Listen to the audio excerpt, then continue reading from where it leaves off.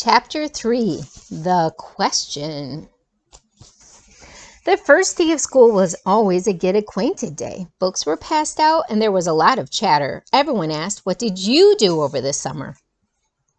Periods 1 through 6 went by very smoothly for Nick. But then came period 7. Mrs. Granger's class was all business. The first thing they did was take a vocabulary pre-test to see how many of the 35 words for the week the kids already knew. Tremble, circular, orchestra. The list went on and on. Nick knew most of them. Then there was a handout about class procedures. After that, there was a review paper about cursive writing, and then there was a sample sheet showing how the heading should look on every assignment. No let up for 37 minutes straight.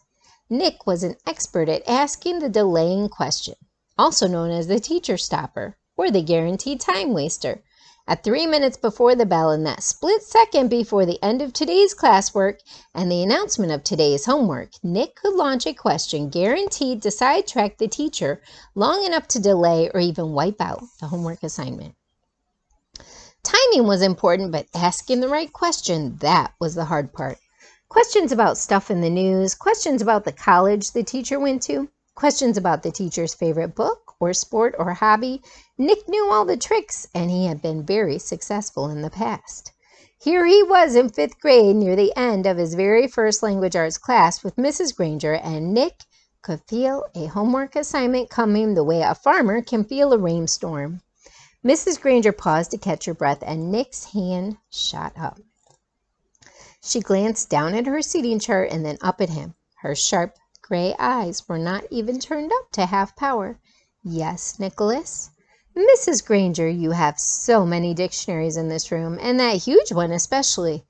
Where did all those words come from? Did they just get copied from other dictionaries? It sure is a big book." It was a perfect thought grenade. Kapow! Several kids smiled, and a few peeked at the clock. Nick was famous for this, and the whole class knew what he was doing. Unfortunately, so did Mrs. Granger. She hesitated a moment and gave Nick a smile that was just a little too sweet to be real. Her eyes were the color of a thundercloud. "Why, what an interesting question, Nicholas. I could talk about that for hours, I bet." She glanced around the classroom. "Do the rest of you want to know too?" Everyone nodded yes. "Very well then, Nicholas. Will you do some research on that subject and give a little oral report to the class?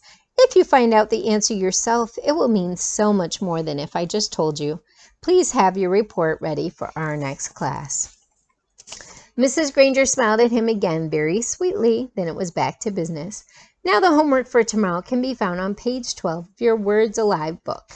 Nick barely heard the assignment. His heart was pounding and he felt small, very small. He could feel the tops of his ears glowing red.